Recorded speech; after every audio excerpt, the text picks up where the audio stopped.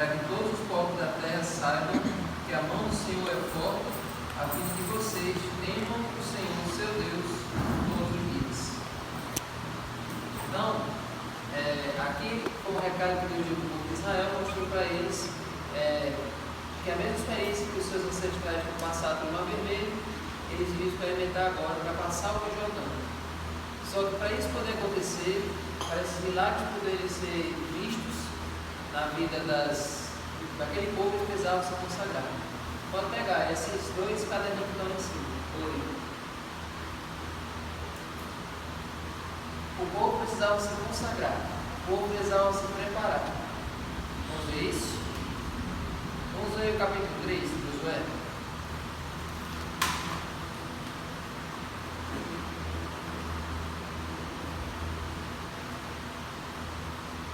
Josué capítulo 3, Deus traz uma recomendação para o povo antes da travessia do mar.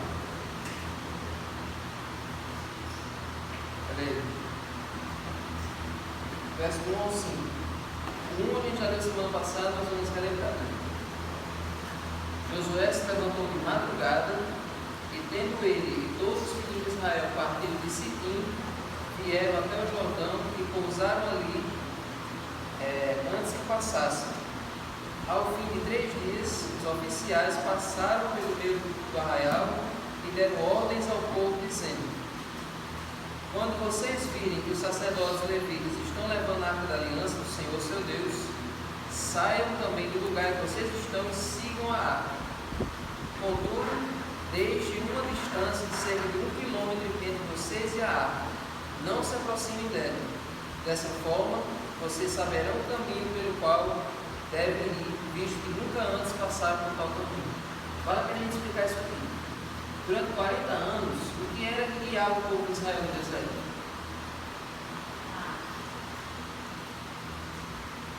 O que era que ia na frente do povo de Israel, guiando eles, assim, levando eles pelos caminhos? E uma coisa que se manifestava de dia e de noite, que ia guiando o povo. Isso. Então, quando terminou os 40 anos, agora o povo estava entrando em Canaã, não ia ter mais a coluna de nuvem e nem a coluna de fogo de noite. Porque agora já não estavam no deserto. Agora estavam num lugar já com muitas árvores, um lugar bem diferente do deserto. Então não ia ser mais a coluna de nuvem e de fogo. Agora o que é que iria na frente do povo de Israel, como dizia?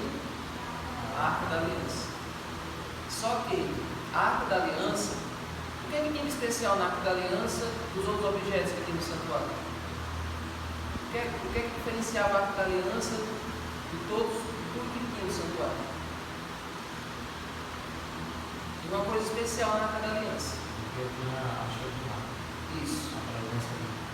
É na arca da aliança que tinha a presença de Deus. Aparecia aquela luz no meio dos querubins, que era a linha de Deus se manifestava. Então a arca da aliança é um símbolo da presença de Deus. É Deus que estava ali, é a glória de Deus que manifestava ali. E no santuário, a arca ficava no lugar santíssimo. Somente o sumo sacerdote podia ter acesso à arca uma vez por ano, para você ver o nível de santidade que tinha aquele objeto. Ele não podia chegar lá e ir entrando no lugar santíssimo e tocar na arca e fazer o que quisesse. Só uma vez por ano, o sumo sacerdote entrava lá e podia enxergar a arca. E quando o povo de Israel se mudava de um lugar para o outro, no deserto, tinha uns homens especiais, os homens que eram consagrados para carregar a arca. Só que eles não podiam tocar na arca, era só nos varões. A arca era um caixote de madeira coberto de ouro, onde tinha umas argolas assim, eles colocavam os varões, né, do lado do ouro, e os carregadores, né, os levitas, eles tinham a função de carregar a arca, mas sem pegar nela, era só no varão da arca. Não podia encostar nela, não poderia segurar, não poderia fazer nada, somente no varão, para evitar deles morrerem. Inclusive tem a história na Bíblia de um personagem que, quando a arca foi levada para Jerusalém, eles começaram a perceber que a arca estava caindo da carroça onde ela estava sendo levada, estava começando a virar. Aí esse personagem foi e tentou segurar a arca para evitar dela cair, e na mesma hora ele morreu. Não era para tocar na arca, não era para mexer nela, era apenas para carregar os especiais para aquela função. Primeiro que não era para ser levado por animais, era para ser levado por esse sacerdote, né? Para evitar justamente isso acontecer. A arca da aliança não era para ser levada numa carroça puxada por bois, porque poderia acontecer isso que aconteceu, dela virada, em algum momento ela cair. Mas era uma arca, era uma madeira bem firme e durou muitos anos, então deve imaginar que era muito pesada, né? Porque ainda tinha a cobertura de ouro e os quesitos em cima. Era de ouro batido. Ouro batido era muito pesado. Tem 2 anos, né? Então era muito pesado. Mas a função de carregar era dos levitas justamente para evitar da cair no momento. Mas sim, vamos lá, vamos ao que interessa. Vocês viram aí que a arca é um objeto muito sagrado, muito importante. Então agora vocês entenderam por que Deus disse para o povo de Israel aqui, olha, vocês vão seguindo a arca, mas deixem uma distância de segurança de 1 quilômetro. Ou seja, a arca ia lá na frente e 1 quilômetro depois aí o povo poderia acompanhar. Não é para eles chegarem tão perto da arca assim. Era para eles darem esse espaçamento. Não é para eles terem essa proximidade. Porque senão poderia acontecer o que aconteceu com aquele rapaz. Agora olha o verso 5. Josué disse ao povo: santifiquem-se, porque amanhã o Senhor fará maravilhas no meio de vocês. Então, no dia seguinte Deus ia abrir o rio. Mas no dia anterior Deus disse: olha, se santifiquem, se preparem, que amanhã Deus vai fazer milagres no meio de vocês. Por que para Deus fazer uma obra em nossa vida a gente precisa se purificar e precisa se santificar? E já dá para vocês responderem. Para Deus poder abrir o Rio Jordão, o povo precisava se consagrar, o povo precisava se santificar. E por que para Deus fazer uma obra em nossa vida a gente também precisa fazer a mesma coisa?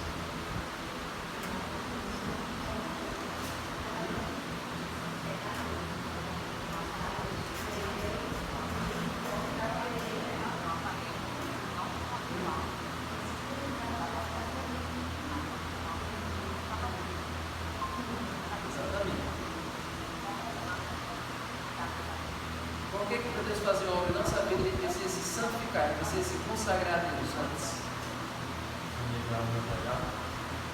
Exatamente. Todos vocês deram a resposta certa. Porque Deus não consegue fazer uma grande obra na vida de quem acaricia o pecado. Então, se santificar significa renunciar ao pecado, confessar os pecados, né? Se humilhar diante de Deus, assim como está lá no livro de Tiago. Humilhe-se perante a potente mão do Senhor e Ele vos exaltará, né? Eu vejo a exaltação de Deus não como você ficar num patamar em que você humilha os outros, mas esses milagres que Deus faz na nossa vida, isso é uma exaltação de Deus. Você vê Deus conduzindo a gente em situações difíceis e Deus cuidar da gente de uma maneira tão especial. Isso eu acho que é exaltar, quando Deus exalta.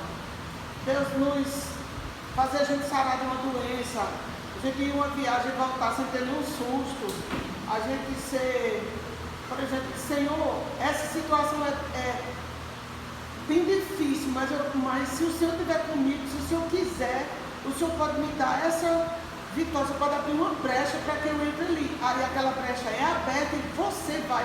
Sendo que podia ir muitas outras pessoas mais qualificadas que você, e você vai para aquela vaga, porque é Deus. Eu acho que isso é exaltar. Às vezes ninguém percebe ao seu lado, mas dentro você percebe que Deus está fazendo um milagre na sua vida. Deus está guiando tudo para que você possa ser grato, reconhecido. Outra coisa, se Deus fizesse um milagre, desse uma bênção muito grande para uma pessoa que tem um pecado acariciado, uma pessoa que é apegada ao seu pecado, o que você acha que Satanás iria dizer para Deus se ele fizesse isso? Mas se Joelza tem alguma coisa que ela não quer largar, um pecado, um vício, uma coisa que ela é tão pegada àquilo que ela não quer deixar. Aí se Deus abençoasse Joelza, ela fazendo tudo isso, o que Satanás iria dizer para Deus? Como é que Satanás ia atender por Deus?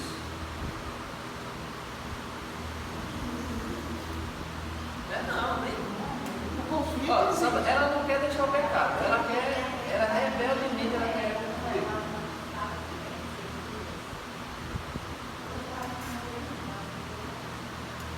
Satanás poderia lhe cobrar uma coisa também.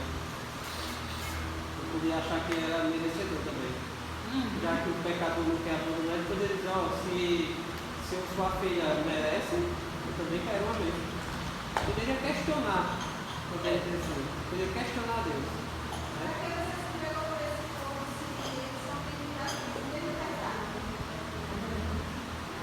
Se eles são dignos, eu também sou digno. Por isso que Deus permitiu os cativeiros, né? Deus permitiu que a Síria viesse, invadisse, levasse o povo cativo para lá. Deus permitiu que a Babilônia viesse invadir, porque o povo estava rebelde, estava obstinado, estava dura serviço, ou seja, sabia demais o que era para fazer e não fazia. Aí Deus aguentava, mandava os profetas de madrugada começavam pregando, e o povo mandava era matar os profetas. Aí Deus pois vai, o que eu disse eu vou cumprir, pode invadir. Pois é. O que eu acho bonito assim, um estava quando dele o pecado, Satanás ele tem argumentos. Mas quando a pessoa é fiel a Deus, Satanás não tem argumentos. Lembra de Jó. Jó foi fiel a Deus, Satanás não tinha argumentos. Ele poderia botar mil e uma coisa, mas Deus, não serve. Agora ele lá para a pessoa que é pecador, Deus dizer, Satanás diz, tá aí, teu filho do lado aí, ó. Ele não é, então. Tá meu filho. Se ele receber bênção, eu também. Exatamente. Era um. Exatamente. Então, se o povo de Israel tivesse ídolos, vocês adorassem ídolos em segredo, em casa, tivessem ídolos em casa, adulterassem, fizessem os pecados por rebeldia mesmo, e Deus mesmo assim desse Canaã para eles, desse vitória para eles todos os inimigos, Satanás é ele. Virou bagunça agora? Os anjos podem voltar, então, já que esses que não querem deixar, são rebeldes vão entrar, então os que foram expulsos lá têm direito de voltar também. Então, é por isso que é importante a santificação, por isso que é importante a consagração. Quando você começa a lutar contra o seu pecado, quando você começa a pedir a Deus que você tenha força para abandonar ele, isso é um argumento de Deus a seu favor. Ele pode usar isso contra inimigos. Olha, eu posso abençoar ele, eu posso dar força a ele, porque ele está lutando para abandonar o pecado, ele está decidindo ficar do meu lado. Agora, se você não decide ficar do lado de Deus, não tem como ele abençoar. Não tem como fazer nenhum milagre, nenhuma obra na sua vida, porque você está escolhendo ficar do outro lado. Então, o povo de Israel, eles precisavam de muita. Deus teve paciência com eles durante muito tempo. Mas quando eles decidiram realmente não aceitar a graça de Deus, aí Deus mandou o cativeiro para eles aprenderem. E o lado que eles escolheram é o lado de trazer prejuízo para a vida deles, né? E Josué, nessas palavras aí que no versículo 5, principalmente, ao meu ver, ele diz algo interessante, porque ele diz: santifique-se. Amanhã o Senhor fará maravilhas de vocês. Para mim, ele está dizendo assim: a santificação, em certos contextos, não é uma vida, não vai demorar que você buscou, você vai santificar daqui a 10 anos. Se você largar seu pecado, sua santificação já pode começar hoje. E se você se arrepender dos seus erros, largar o pecado, sua santificação começa hoje. Por isso ele diz: santifique, porque amanhã o Senhor vai fazer milagre. Então, aquelas pessoas que estavam no erro, eles podiam largar o pecado naquele dia e Deus faria proezas na vida daquelas pessoas. O problema é que as pessoas não querem, por isso que leva anos e anos, e as pessoas do mesmo jeito, porque não querem. Mas se a gente se decidir buscar a santificação, ela vai ser rápida. Basta a gente realmente querer deixar Deus trabalhar. Tá vendo? Santificação é uma coisa diária, exatamente. Exatamente, diária. Não é, você está preparado hoje e está preparado para sempre. Não, todos os dias você tem que buscar. A santificação tem que ser todos os dias. Exatamente. Então, Deus poderia dizer: você santifique só amanhã, que amanhã é o dia da batalha. Mas Deus disse: olha, você santifique logo de hoje, para amanhã você já estar com a mente limpa, com o coração já limpo, para poder dar a vitória. Agora, a pergunta aqui no final da lição do domingo: Deus nem sempre abre o Rio Jordão. As suas intervenções nem sempre são tão visíveis assim. Como nós podemos nos preparar espiritualmente para perceber e reconhecer as formas de Deus agir em nosso favor? Aumentar isso aqui. Deus nem sempre vai abrir o Rio Jordão, Ele nem sempre vai ter uma intervenção situação assim espetacular, mirabolante, aquela coisa incrível, como é abrir o mar, como é abrir o rio, como é que a gente pode ter a humildade e o entendimento de perceber que Deus nem sempre vai agir desse jeito em todas as situações? Lembra daquela música que a gente sempre canta, Adoradores? Se o mar não abrir, que tenha.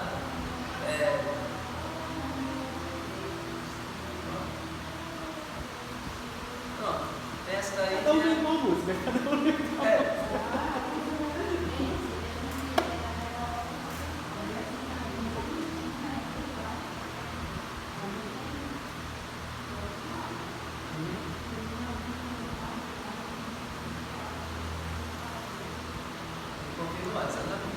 A gente realmente dá para essa pergunta, a gente foca muito assim, a gente nota muito o agir de Deus quando é algo grande, né? Tipo, a pessoa foi curada do câncer, ao cabo de lá, Deus agiu, não sei o quê.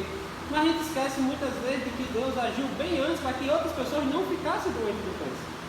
Então nós temos que ter a perspectiva espiritual de que nas pequenas coisas, nas coisas que nós não vemos, Deus está agindo. Para que a gente só foca as coisas tipo mar se abrindo. Alguma coisa grande assim. Só acho que milagre é uma coisa sobrenatural, mas. Quer dizer, todo milagre é coisa sobrenatural. Só que existem coisas níveis maiores, como eles têm.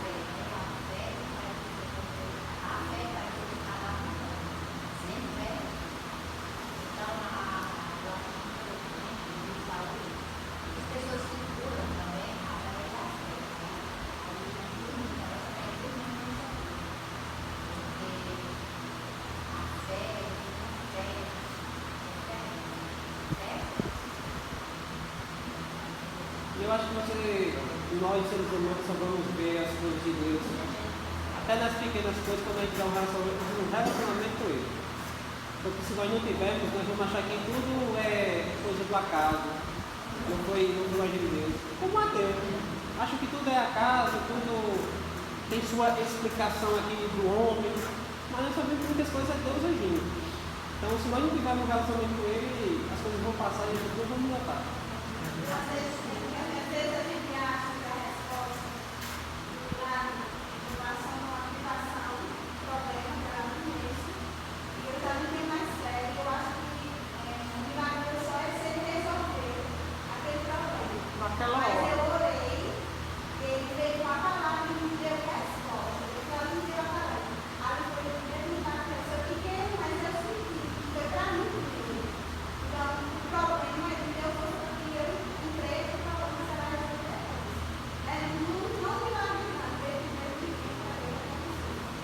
Boa resposta. A gente sempre acha, como Deus já disse, que o milagre é Deus resolver o problema, mas às vezes Deus faz um milagre diferente. Faz um milagre na gente durante o problema. Às vezes o maior milagre que você vai fazer não é resolver o problema, mas fazer mudar a sua mentalidade, mudar a sua maneira de enxergar o problema. Isso é uma coisa bem. Eu às vezes me atraso com Julia, né?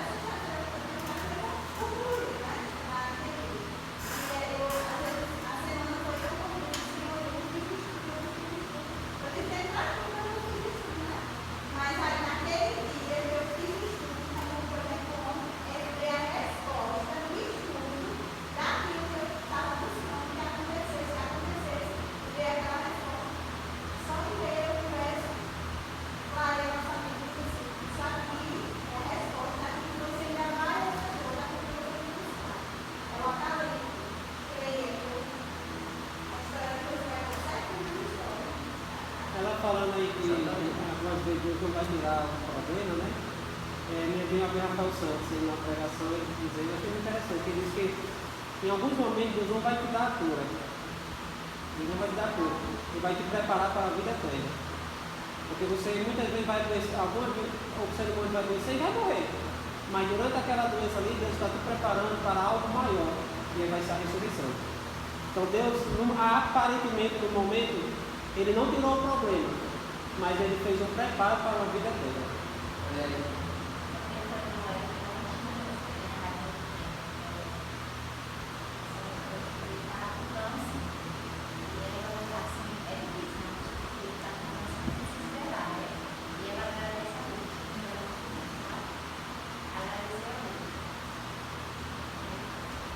pessoa que tem uma vida bem controlada, bem saudável.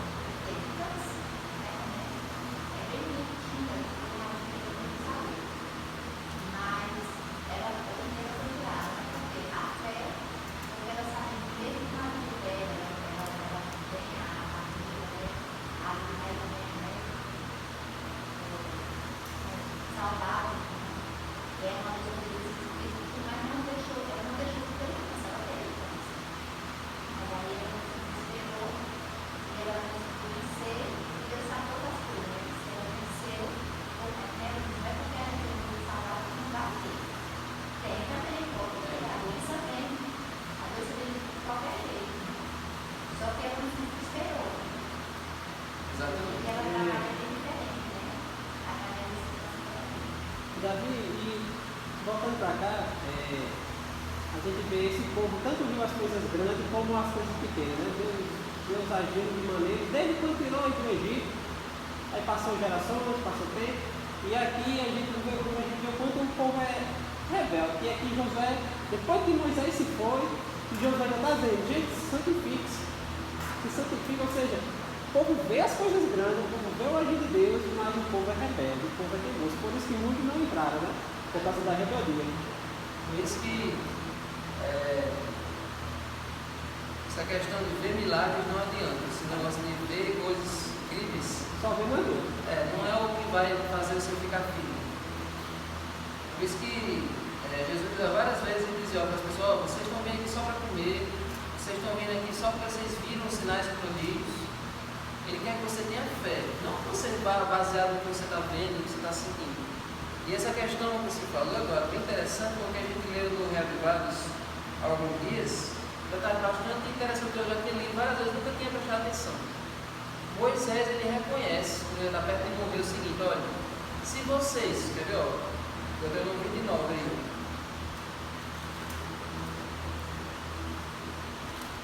Deuteronômio 29, tem um negócio que Moisés diz aqui que é bem interessante.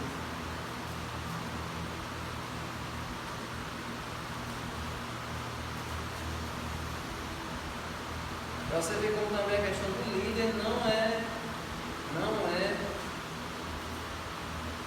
Olha aí, é o 31 na verdade. 31 verso 27. Moisés dizendo.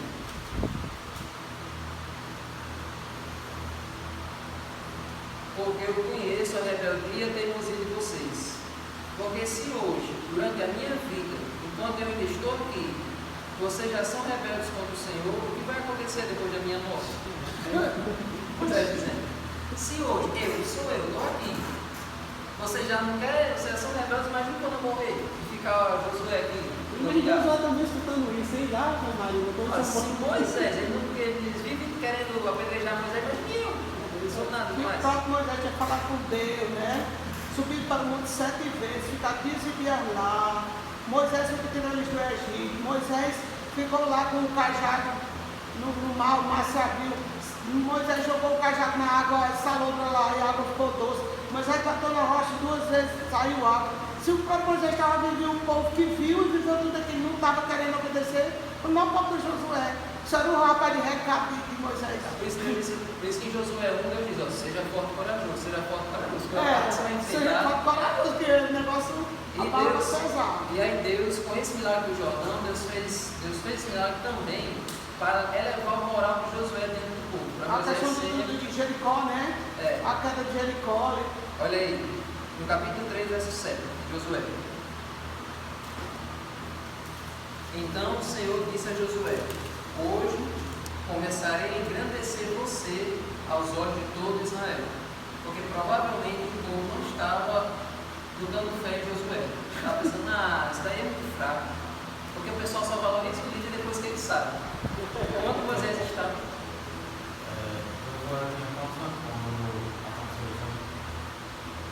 Tinha 40 nesse momento, né? E 80 quando terminou. Parece que era. 40 quando ele começou a ser líder e 80 quando ele terminou. Então provavelmente saiu do Egito ainda criança. Bem criança, sério.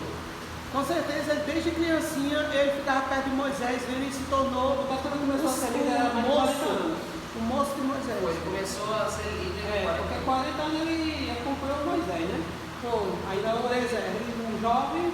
Jovenzinho, adolescente. 40 e poucos anos, 50 anos também. Ele era um menino de recado de Moisés, Josué. Aí foi crescendo, se tornou jovem, 30. Só que 40. ele era tão fiel que Deus disse, eu vou preparar esse menino para... Aí vamos terminar do verso 7, ó. Hoje começarei a agradecer você aos olhos de todo Israel, para que saibam que como eu estive com Moisés, Assim será assim comigo. estarei com você. Olha aí. Então aquele milagre também serviu para que Josué pudesse ter respeito moral dentro de todo mundo. Mas vamos para o milagre, né? A gente falou tanto nele, mas vamos para o milagre.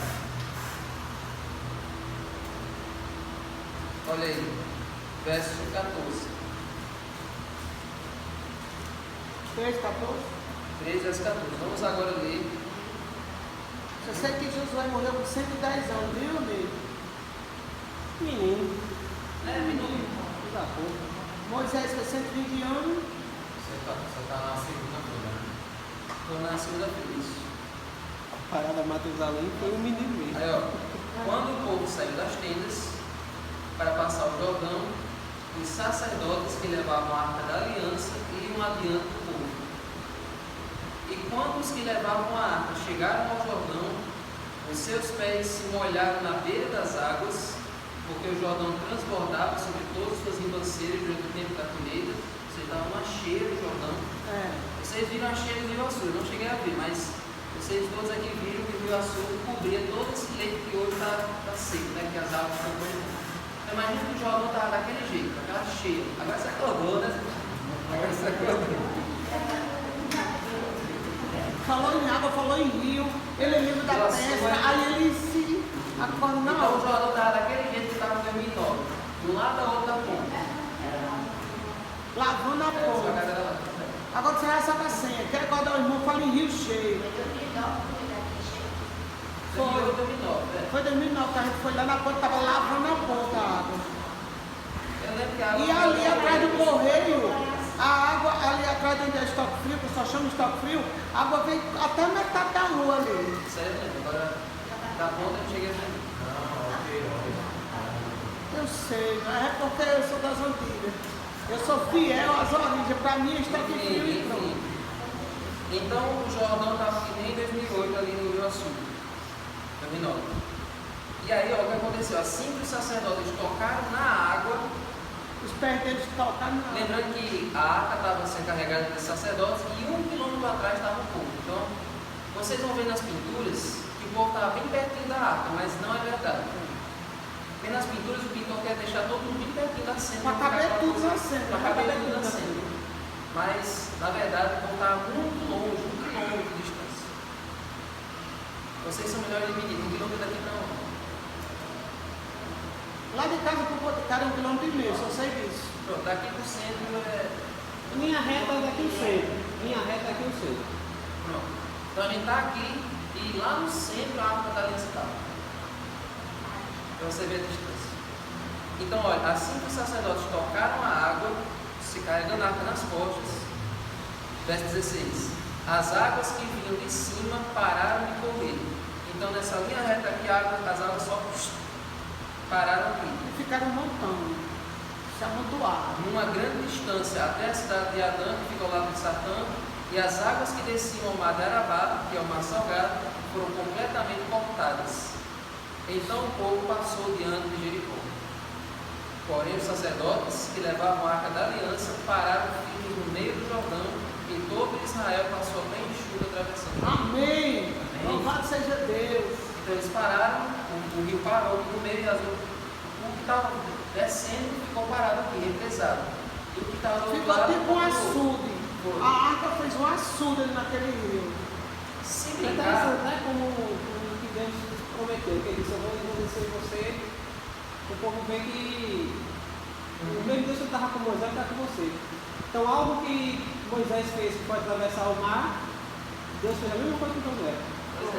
Mesma coisa, porque é para mostrar, olha, o Deus que agiu com Moisés, se eu quiser do mesmo jeito, eu vou agir com Josué mais ou também. menos. E se brincar, a abertura do Jordão foi até um pouco mais espetacular que a do Mar Vermelho. Por quê? Porque nos filmes mostram o Mar Vermelho aqui na mesma hora. Moisés faz assim e o mar se abre. Só que na verdade passou a noite toda soprando até ficar dividido. Agora o os sacerdotes tocaram, a água foi parou aqui, ficou pesada. Aí fez a represa. Os homens passam anos construindo uma represa. E lá os pés do sacerdote tocaram com a arca nas costas, a água. Pois é. Cortou. A gente nas histórias a gente lembra muito do mar vermelho, né? Se abrindo, mas poucas vezes a gente se lembra disso. A gente sempre menospreza esse milagre aqui, sempre lembra desse mar vermelho, mas O de Moisés é mais falado, né? Porque foi 2 muralhas do mar vermelho, esse aqui foi só uma muralha. Então os 2 milagres foram espetaculares. Agora tem um detalhe que muito pouca gente sabe sobre esse milagre aqui do Rio Jordão, que é o seguinte: por que esse milagre deu tanto medo na mente dos cananeus, dos povos que eles iam conquistar? Por que eles ficaram tão assustados com esse milagre aqui? Porque os cananeus, eles adoravam um Deus chamado Baal. Quem aqui já ouviu falar desse nome? Baal? Todo aqui já ouviu falar desse nome? Eles tinham um negócio seguinte: tem um Deus da terra, tem um Deus da água, tem um Deus que fica no céu. Tinha o Deus do mar, que era chamado Deus Sim, ele foi derrotado por Baal, que era o Deus da terra. Então eles entendiam que Baal era o Senhor do mar e da terra. Ele era o bichão, era o maior Deus de todos. Aí chega Jeová, chega o Deus de Israel, abre o mar, abre o rio e conduz o povo pela terra. Então eles pensam que eles descobriram agora que o Deus Jeová é bem maior do que o Deus Baal. Então por isso que eles tinham esse medo. E é por isso que a Bíblia sempre fala, dizendo assim: Deus é o Criador do céu, da terra e do mar. Então você pensa, mas por que a Bíblia sempre repete isso? Deus é o Deus do céu, da terra, do mar e das fontes das águas. Por que a Bíblia sempre repete essa expressão? Por que a Bíblia fala Deus é o Senhor do universo, Deus é o Senhor de tudo? Porque era para mostrar a diferença do Deus de Israel e dos deuses das outras nações. É porque a nossa cultura aqui, isso aí, essas palavras, normal, só que para ir lá que tem deuses para tudo, né? Aí Deus deixa bem claro: ó, eu sou o Deus de tudo. Sou o Deus do céu, sou o Deus do mar, sou o Deus dos rios, Deus das fontes das águas, Deus da terra. Acho que até para as cadeiras daquele povo tem Deus. Porque A gente tem uns detalhes que a gente nunca para pensar, né? Agora, quando eu coloquei fiz essa alusão aqui o sacerdote e a arca parada ali, como aqui está dizendo que as águas se amontoaram num montão, ou seja, foi um açude. E essas águas elas foram abrejando ali do lado. E as pessoas foram vendo, né? As nações ali do outro lado ali foram vendo que, eita, está alagando. O rio está alagando. Então todo mundo ficou com medo. Certamente alagou muitas roças, alagou muitas casas, alagou muitas. Porque para passar 2 milhões de pessoas ali por um rio, né? 2 milhões de pessoas, certamente foi um dia e meio ali para aquelas pessoas passar com seus animais, suas crianças, com suas carroças, com suas coisas. Não foi pouco tempo. Então, a água que se amontoou ali do lado de cima, alagou, do outro lado ali, alagou muito, e o povo ia correndo, o que está acontecendo? E realmente, quando eles chegaram, os espias foram para Jericó, a mulher disse: olha, está todo mundo aqui se borrando de medo, porque sabe que o Deus de vocês faz maravilhas. Um detalhe interessante Todo mundo sabe que vocês vão destruir essa cidade. Um detalhe interessante é que hoje, se você for ver foto do Rio Jordão, ele é bem. É que nem o Rio Grande agora. É um negócio só um bem, negócio passando. é só bilhetes de viagem, uma coisa bem pequena. Só que nessa época aqui era 1,6 km, quer dizer, 1,5 km de largura do Rio Tinha. Era 1,5 km. Bem caudaloso. E era bem fundo, bem caudaloso. Então, eu fico pensando num barco que estava indo assim na correnteza e de repente para a correnteza. Não tem mais água, não continua, a água para. Como é que o rio para, né? Porque o rio ele vai sempre naquela correnteza, ele do navio para. Então eles sentiram essa diferença, né? A água que estava seguindo agora ficou parada. Pescador na cena daquela, né? Os pescadores agora. Tem detalhes que não para pensar, né? Depois eu pensando isso. Os caras estão ali pescando, né? No barquinho pescando, de repente a água foi. Secou, pensei que não, o barco encostou na areia, a água secou, ficou só aqueles pocinhos d'água, já está acontecendo. Quando eles foram saber, e do outro lado tudo alagando lá para cima, as roças. Era um dia normal para eles, era um dia comum. As plantações deles tudo alagando, as fazendas de gado que eles tinham tudo alagando lá em cima, alagando, e eles, o gado morrendo afogado, e eles, o que está acontecendo? O Deus do céu, da terra e do mar, das fontes das águas, parou o Jordão para o povo passar. Aí pronto. E o detalhe, está cheio de curiosidade, né? Deus abriu o mar, Deus abriu o rio para o povo passar, mas Deus abriu o rio também só para 2 homens passarem. Essa é uma história que poucas pessoas conhecem. Isso aqui eu vou ler no Zoom, quem lembra quem é esses 2 homens? Eu lembro, não vou dizer. Deus abriu o rio Jordão só para 2 homens passarem. Vai, Eduardo, tu sabe. Não de um. Exatamente. Quando Elias estava perto de encerrar a carreira, né? Aí ele passou com Eliseu pelo rio Jordão, mas ele bateu assim o manto, aí o rio represou do mesmo jeito. Aí Elias e Eliseu passaram para o outro lado. E Deus, também estava cheio, a Bíblia também estava cheio. Aí Deus mandou a carruagem de fogo para levar Elias para o céu e ficou só Eliseu com o manto. Aí ele jogou o manto dele lá. Aí Eliseu pegou o manto dele e disse: olha, será que Deus ele está comigo? Aí pá, Então, você tem alguma semelhança, né? Assim, é um contexto diferente, mas como tem alguma semelhança entre Moisés, Josué, Elias e Eliseu. Passaram por baixo da sala. E os caras procurando Elias, e os caras viram. A Bíblia diz que os caras que estavam do outro lado procurando, viram quando Eliseu passou. Ou seja, houve testemunhas oculares do milagre de Eliseu passando de volta. Que Deus providenciou isso para que ele fosse respeitado também. Porque Eliseu era um menino velho que vivia ajudando o pai na roça, puxando os carros dos bois, plantando lá. Eliseu não tinha moral nenhuma não. Só que esse milagre aí, com Eliseu sozinho, com o manto de Elias, foi testemunhado para que as pessoas respeitassem ele como sucessor de Elias. Assim como Josué, como sucessor de Moisés. Mas no caso do discipulado aí, como a gente estava vendo aqui no dia. Exatamente. Agora vamos seguir para isso aqui, vamos caminhando aqui. Então o povo todo passou, o rio Jordão e tal, feliz da vida. Só que Deus ele não queria que aquele dia fosse esquecido. Deus não queria que depois que aquela geração passasse, os filhos, os netos, não se lembrassem mais dessa história. Então o que foi que Deus fez para manter viva na memória do povo de Israel o que aconteceu nesse dia? Olha aí, versos 2 e 3 do capítulo 4. Escolham 12 homens do meio do povo, um de cada tribo, e ordenem que tirem 12 pedras do meio do Jordão, do lugar onde os pés dos sacerdotes ficaram parados, e que levem essas pedras e as depositem no lugar em que vocês irão passar a noite. Então pegou um homem de cada uma das 12 tribos de Israel, foram e tiraram 12 pedras do leito do rio. A gente sabe que as pedras que ficam no leito do rio são diferentes das pedras que a gente encontra na beira do caminho. As pedras que ficam no leito do rio, elas são mais cortadas, né, pela erosão da água. Então essas pedras iriam se destacar das outras pedras que tinham na margem do rio. Mas para que isso? Olha aí o verso 5 ao 7. Para que você vê isso? De qual capítulo, Davi? 4. Sim. Ó. Passem adiante da arca do Senhor, seu Deus, até o meio do Jordão. Cada um levando sobre o ombro uma pedra, segundo o número das tribos dos filhos de Israel. Então não era uma pedra pequena. É uma pedra grande. Para que isso seja por sinal entre vocês. E no futuro, quando seus filhos perguntarem: o que significam essas pedras para vocês? Respondam que as águas do Jordão foram cortadas diante da arca da aliança do Senhor. Quando a arca passou, as águas do Jordão foram cortadas. Essas pedras serão para sempre como memorial aos filhos de Israel. Então aquelas pedras ali era para ser um monumento, para eles sempre se lembrarem, para eles nunca se esquecerem do que aconteceu naquele dia. Como eu disse lá no Zoom, eu vou só contar de novo. Aqui no Brasil tem alguns monumentos, alguns pilares que marcam alguns acontecimentos históricos.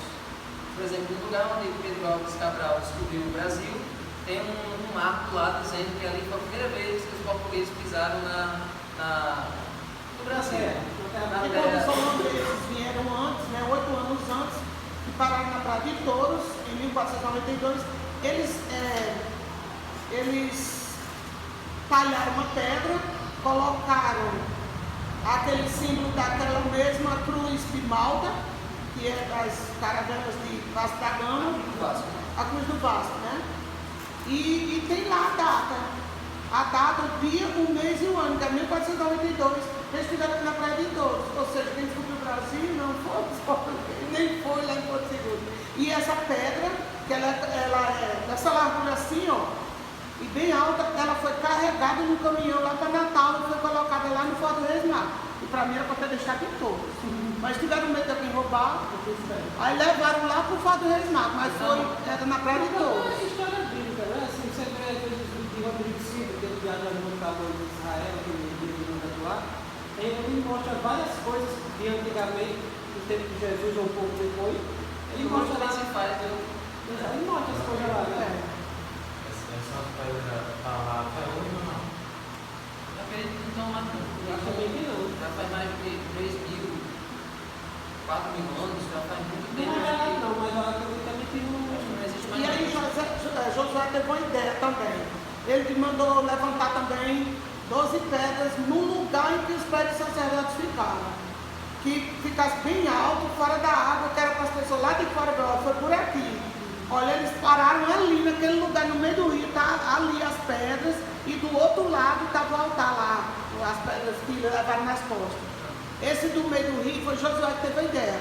Faça um montão de pedras no meio do rio, no lugar que os sacerdotes ficaram parados, que é para a pessoa do lado do outro do rio saber que foi ali que a arca ficou. Ou seja, uma forma de ensinar os filhos o milagre que Deus operou. Porque a Bíblia diz, né? Quando os meninos perguntaram, eles vão dizer o que foi que O aconteceu. que significa essas pedras? Eles vão contar. Deus sempre teve um cuidado especial com as novas gerações. Vocês lembram que quando a gente estudou sobre a Páscoa, aquela cerimônia da Páscoa também, eu falo daquele dia lá atrás, porque reflete até hoje no cabo,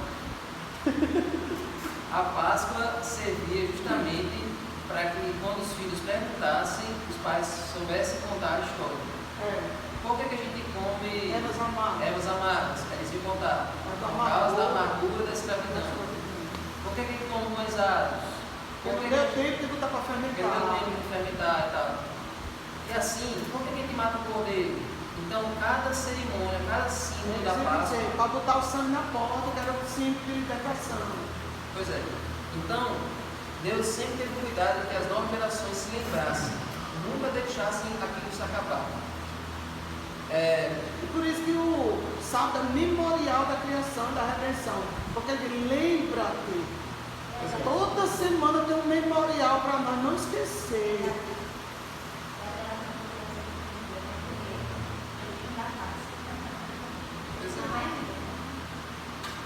Como é que a gente pode fazer com que os filhos tenham a sua própria comunhão com Deus, independente dos pais? Que eles mesmos tenham as experiências deles com Deus, sem ter que ser atrelado aos pais. Porque o que acontece hoje é que a gente pensa que os filhos vão se salvar na garupa dos pais. Pela fé dos pais, os filhos vão ser salvos. Não é assim. Deus se preocupava que cada geração tivesse a sua experiência com Deus. Que os pais tivessem, os filhos tivessem, fosse passando de geração em geração. Como é que a gente pode garantir que os filhos andem pegados na mão de Jesus quando eles crescerem? Eu acho que primeiro fazer um culto familiar. Porque se o filho não, se meu filho não tiver o costume de ver orando, não ver lendo a Bíblia, ele vai dizer, não é importante que meu pai colocou a gente fazendo isso, então também não vou fazer. Querendo ou não, os filhos servem assim do pai ou da mãe. Né? Então, a melhor coisa que é dando exemplo. O culto familiar, sem bater essa tela, o culto familiar hoje, infelizmente, são poucas casas que fazem o culto familiar. Pouquíssimas. Se não houver um culto familiar, a família vai andar para um lado do Por isso que as crianças não gostam da igreja. Porque não são acostumadas com a minha igreja, que é ao lado. Eu conheço pessoas que às vezes não querem levar os filhos recém-nascidos para a igreja porque está isso, porque tem aquilo. A criança nunca vai se acostumar. A mãe está doida para trazer a Alice para a igreja. Não trouxe ainda porque a menina não tomou vacina. E eu disse a ela, quando você tiver boa, realmente, quando a menina puder, vai para a igreja. Porque se a menina for para a igreja, vai levar quando para a igreja? Com um ano. Aí a menina chega na igreja, com escândalo, estranhando o movimento. Então, desde já, a criança tem que ser acostumada a vir para os cultos. Porque aí vai ver que é importante os cultos, vai ver que é importante o PG, vai ver que é importante, e é bom também que o irmão Dalva gosta de falar, levar sempre as crianças para o profissional, que as crianças vão ver a importância de estar no campo, porque Josué, desde novinho, viu Moisés lá na batalha. Josué desde novinho viu a importância do cara estar pregando, do cara estar lutando pelo povo, amando o povo. Então as crianças têm que ver isso dos pais. Se não ver, é difícil.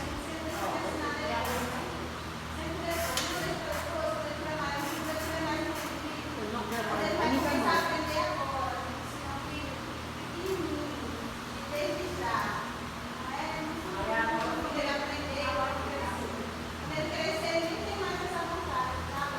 E a Bíblia diz o quê? Ensina a criança no caminho. Não é ensina no caminho, é no caminho. O que é no caminho? É andando junto, é ensinando, mostrando a ele como é o caminho. E não só dizer, meu filho, vai fazer isso, aquilo, outro.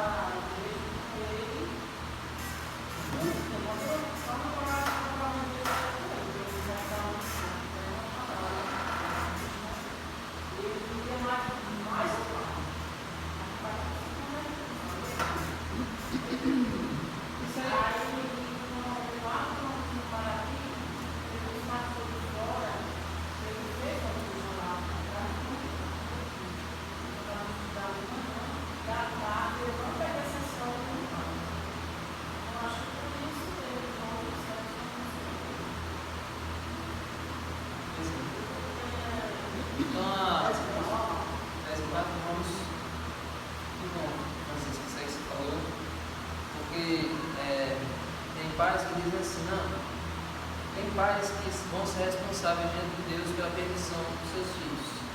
Como a mãe que conheceu uma vez que o filho queria se batizar e o pastor perguntou: filho, você entende que Jesus é seu Salvador? Você entende a verdade? Você quer se batizar? Você quer? A mãe disse: você tem certeza? Ele tem 12 anos. Você tem certeza que você quer se batizar? A gente deu um bloco de estudo todinho a ele.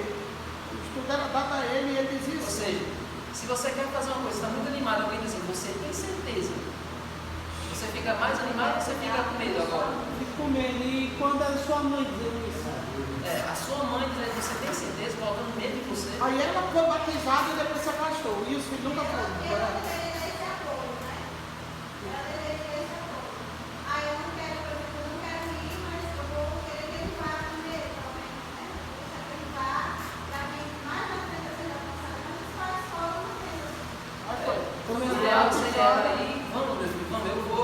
Você vai ver a mãe ser batizada, também. Aí o que foi que aconteceu?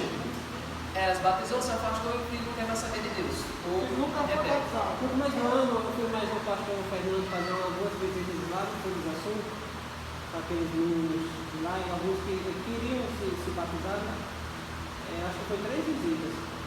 E lá na hora as mães também disseram praticamente a mesma coisa. Os meninos queriam. Mas a mãe fica: não, deixa para quando tiver mais velho, e aí vai decidir, vai saber o que é da vida, não sei o quê. A Julia falou algumas coisas, mas as mães diziam assim: não, se ele quiser ir, mas tem isso, tem aquilo. Então, um menino na mesma hora, se a mãe disser: não, mas tem isso, o menino vai voltar atrás, porque a pessoa que o menino mais ama é a mãe, confia mais na mãe. E se a mãe está dizendo: meu filho, mais não sei o quê, o menino vai. Aí pro mundo, eu estava vendo os meninos hoje, tudo de 12, 13 anos, descendo de bicicleta ou comprando para as festas, e as mães estão nem aí. Estão nem aí. Lá em Miraflor, quando a gente fez o trabalho há 2 anos atrás, lá em Miraflor, tinha um casal de irmãos, 2 adolescentes de 13 e 14 anos mais ou menos. Esses meninos quiseram se batizar, a mãe aceitou, eles batizou, assinou. No final teve a festa toda, né? Se batizou. Quando o menino já estava indo para os PG, porque tinha culto lá, só que no sábado de manhã a mãe não queria que o menino fosse.